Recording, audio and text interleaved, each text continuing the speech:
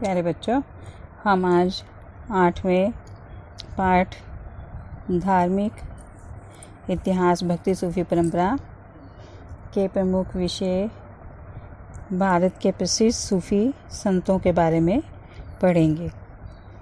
मध्यकाल में भारत में भारी संख्या में सूफी संत हुए, जिनमें से कुछ बहुत ज़्यादा प्रसिद्ध हुए। उन प्रसिद्ध संतों का वर्णन हम विस्तार पूर्वक पढ़ने जा रहे हैं, जिनमें से सबसे पहले हैं दाता गंज बख्श। दाता गंज बख्श से अभिप्राय है असीम दौलत बख्शने वाला। वो भारत में रहने वाले प्रारंभिक सूफी संतों में सबसे प्रसिद्ध थे। उनका वास्तविक नाम अली बिन उस्मान हुज़विरी था। वो अफ़गानिस्तान के निकट हुज़विर के रहने वाले थे और 1050 ईस्वी में भारत आए थे। उन्होंने लाहौर को अपना निवास स्थान बनाया। दाता गंज बख्श एक महान विद्वान थे। उन्होंने कशफुल मज़हब नामक फ़ारसी में प्रसिद्ध ग्रंथ की रचना की।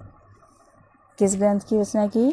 कशफुल महज़ूब, जो कि फ़ारसी भाषा में लिखा गया था।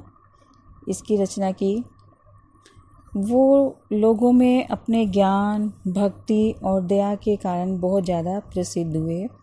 1073 ईस्वी में लाहौर में उनकी मृत्यु हो गई और लाहौर में ही उनकी दरगाह बनाई गई। दूसरे संत हैं शेख मोइनुद्दीन चिश्ती। शेख मोइनुद्दीन चिश्ती भारत में चिश्ती सिलसिले के संस्थापक थे। 1192 ईस्वी में वो इराक से भारत आए थे। पहले कुछ समय लाहौर में रहे और फिर उसके पश्चात दिल्ली में, लेकिन बाद में इन दोनों स्थान को छोड़कर वो अजमेर में स्थायी रूप से बस गए। अजमेर, जो कि राजपूतों का प्रसिद्ध नगर था, उन्होंने यहाँ पर अपनी शिक्षाओं से लोगों को बहुत ज़्यादा प्रभावित किया। उन्होंने एक अल्लाह की उपासना का प्रचार किया और आपसी भाईचारे पर बल दिया। उन्होंने निर्धनों और ज़रूरतमंद लोगों की मदद की, जिसके कारण भारी संख्या में लोग उनके मुरीद हो गए और उनके शिष्य बन गए। लोग उन्हें प्यार से गरीब नवाज के नाम से भी बुलाते थे।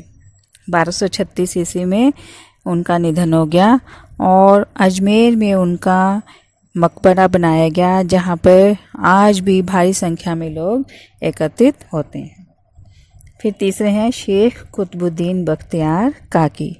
शेख कुतुबुद्दीन बख्तियार काकी ख्वाजा मोइनुद्दीन चिश्ती के शिष्य थे। वो मध्य एशिया से भारत में आए थे और कुछ समय तक मुल्तान में रहने के बाद दिल्ली में आकर बस गए थे। जब वो दिल्ली आए तो उस समय दिल्ली का सुल्तान अल्तमश था। उसने इनका भव्य स्वागत किया और उनसे प्रार्थना की कि वो अपनी खानकाह उनके महल के नज़दीक बनाएं। खानकाह क्या होती है? इनके आश्रम होते हैं जहाँ ये अपने मुरीदों के साथ रहते हैं।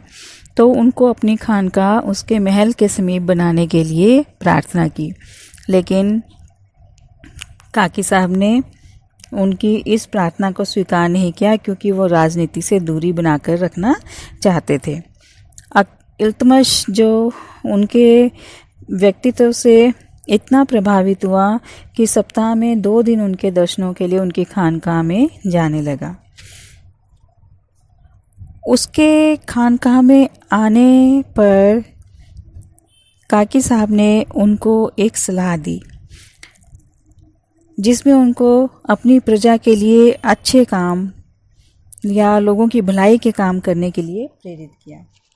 उन्होंने कहा, दिल्ली के शासक, तेरा ये कर्तव्य बनता है कि तू निर्धनों, भिक्षुकों, दरवेशों और बेसहारा लोगों की मदद कर। सभी मनुष्यों के साथ नम्रता का व्यवहार कर और उनके भलाई के प्रयास कर। जो कोई भी अपनी प्रसन्नता से इस प्रकार का व्यवहार करता है, परमात्मा उसका ध्यान रखता है और उसके सभी बिगड़े हुए कामों को बना देता है और उसके शत्रुओं को भी मित्रों में परिवर्तित कर देता है। सुल्तान भी उनसे बहुत ज़्यादा प्रभावित था। उसने फिर से शेख साहब को शेखुल इस्लाम के उच्च पद की सेवा संभालने के लिए कहा, लेकिन उन्होंने इससे भी इनकार कर दिया। तब इस पद पर शेख निज़ामुद्दीन सुगरा को नियुक्त किया गया, लेकिन वो शेख कुतुबुद्दीन बख्तियार काकी की बढ़ती हुई प्रसिद्धि के कारण उनसे ईर्ष्या करने लगा। इस ईर्ष्या को देखते हुए बख्तियार काकी ने दिल्ली को छोड़ने का निर्णय किया। वो दिल्ली से अजमेर की तरफ जाने लगे तो भारी संख्या में लोग उनके पीछे चलने लगे। उनका कहना था कि अगर आप दिल्ली वापस नहीं लौटेंगे तो हम भी अपने घर नहीं जाएंगे, हम भी आपके साथ अजमेर जाएंगे और वहीं पर बस जाएंगे। लोगों के इस प्रेम भावना को देखते हुए उन्होंने अजमेर जाना टाल दिया और वापस दिल्ली आकर बस गए। 1235 ईस्वी में उनकी मृत्यु हो गई और उनकी याद में सुल्तान अल्तमश ने कुतुब मीनार का निर्माण करवाया। फिर अगले हैं शेख फरीदुद्दीन गंज ए शकर। शेख फरीदुद्दीन गंज शकर। शेख फरीदुद्दीन गंज शकर बाबा फरीद के नाम से प्रसिद्ध थे और वो शेख कुतुबुद्दीन बख्तियार काकी के शिष्य थे। उनकी गणना चिश्ती सिलसिले के प्रसिद्ध सूफी संतों में की जाती थी। उनके प्रचार का प्रमुख केंद्र अजोधन, जो कि पाकिस्तान में है, वो था। उन्होंने लोगों को आपसी प्रेम का संदेश दिया। उनका कहना था कि सांसारिक लगाव के पीछे नहीं भागना चाहिए, अपनी बाहर से अधिक आंतरिक स्वच्छता की तरफ ध्यान देना चाहिए। अपनी शारीरिक आवश्यकताओं के पीछे नहीं पड़ना चाहिए, क्योंकि जितना हम इन आवश्यकताओं को पूरा करेंगे इनकी मांग उतनी ही अधिक बढ़ती जाएगी। इन्होंने कहा उस वस्तु का ध्यान छोड़ देना चाहिए जिसको हमारी आत्मा स्वीकार नहीं करती या बुरा समझती है। उन्होंने कहा नम्रता से ज्ञान को प्राप्त करना चाहिए। अपने दोषों की हमें जांच पड़ताल करते रहना चाहिए। दूसरों का भला करना चाहिए और हमें ये समझना चाहिए कि इस प्रकार हम अपना ही भला कर रहे हैं। और यदि हम महान बनना चाहते हैं तो निम्न लोगों से मेल मिलाप बढ़ाना चाहिए। यदि हमारे पास संपत्ति है तो इसको दान करना चाहिए, दान करने में संकोच नहीं करना चाहिए। और अपने दिल को कभी भी शैतान का घर नहीं बनने देना चाहिए, बल्कि उसको साफ और स्वच्छ रखना चाहिए। बाबा फरीद के शिष्यों की संख्या बहुत ज़्यादा थी, इसलिए उन्होंने कई खानकाहें स्थापित की। वो बहुत ज़्यादा लोकप्रिय थे। उनके कुछ शब्द सिखों के धार्मिक ग्रंथ गुरु ग्रंथ साहिब में भी शामिल किए गए हैं।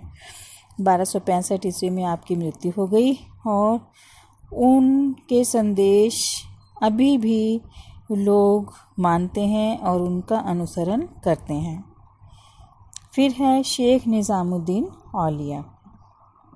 शेख निज़ामुद्दीन औलिया की गिनती प्रसिद्ध चिश्ती सूफ़ी संतों में की जाती है। वो शेख फरीद के शिष्य थे और लोगों में सुल्तान उल मशेख यानी शेखों के सुल्तान तथा महबूब ए इलाही यानी अल्लाह के प्रिय के रूप में जाने जाते हैं। इनके समय में दिल्ली सूफियों का एक प्रसिद्ध केंद्र था। इनके आकर्षक व्यक्तित्व और सरल शिक्षाओं से लोग बहुत अधिक प्रभावित हुए और इनकी खानकाह में हमेशा शिष्यों या मुरीदों का आना जाना लगा रहता था और इन खानकाहों में किसी के साथ कोई भेदभाव नहीं किया जाता था। हर वर्ग के लोग वहाँ पर कभी भी किसी भी समय आ जा सकते थे। इनके शिष्यों में सबसे प्रसिद्ध अमीर खुसरो था। इन्होंने दिल्ली में 7 सुल्तानों का शासन देखा था। मतलब इनके समय में दिल्ली में 7 सुल्तान समय समय पर गद्दी पर बैठे। सभी सुल्तानों ने इनको दरबार में आमंत्रित किया, लेकिन राजनीति से दूर रहने के कारण ये किसी के भी दरबार में नहीं गए। इनके दिल्ली में बनाई गई दरगाह हिंदू और मुसलमान दोनों के लिए एक प्रसिद्ध तीर्थ स्थल के रूप में जानी जाती है। फिर है शेख नसीरुद्दीन चिरागे दिल्ली। शेख नसीरुद्दीन चिराग दिल्ली चिश्ती सिलसिले से ही संबंधित थे और शेख निज़ामुद्दीन औलिया के शिष्य और उनके उत्तराधिकारी थे। उन्होंने अनुशासित और उच्च स्तरीय जीवन व्यतीत किया। वो अपना पूरा समय अध्ययन और मानवता की सेवा में व्यतीत करते थे। उन्होंने निर्धनता का जीवन व्यतीत किया। वो सुल्तानों और उनके दरबारों में नहीं जाते थे क्योंकि राजनीति से उन्होंने अपनी दूरी बनाई हुई थी।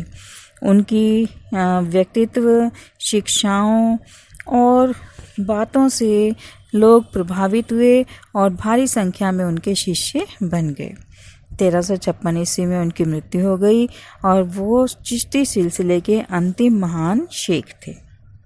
फिर है शेख बहाउद्दीन ज़करिया। शेख बहाउद्दीन ज़करिया अपने समय के प्रसिद्ध सूफ़ी संत थे। उन्होंने भारत में मुल्तान में सोहरावर्दी सिलसिले की स्थापना की। उनके विचार चिश्ती सिलसिले से अलग थे। वो राजनीति में दिलचस्पी रखते थे, इसलिए उन्होंने दिल्ली के सुल्तानों, अमीरों और सरदारों के साथ गहरे निकटतम संबंध स्थापित किए।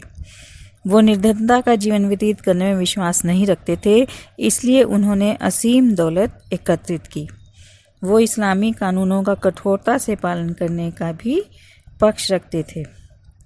वो अपने शरीर को कष्ट देने, भूखे रहने, कठिन तपस्या करने के पक्ष में नहीं थे। उनके प्रयासों के कारण सोहरावर्दी सिलसिला बहुत शीघ्रता से प्रसिद्ध हुआ और भारी संख्या में लोग उनके शिष्य बन गए और 1262 ईस्वी में मुल्तान में उनकी मृत्यु हो गई। तो इन सभी सूफ़ी संतों ने सूफ़ी मत को आगे बढ़ाने में या सूफ़ी मत की शिक्षाओं से लोगों को प्रभावित करने में अपना महत्वपूर्ण योगदान दिया। समाज में फैली हुई बुराइयों को दूर करने का प्रयास किया। लोगों में आपसी भाईचारे की स्थापना की। हिंदू मुसलमानों में जो दूरियां थी या घृणा थी उसको समाप्त किया और बहुत सी जो समाज में कुप्रथाएं थी उन सब को दूर करने का प्रयास किया और उसमें ये सफल भी हुए। धन्यवाद।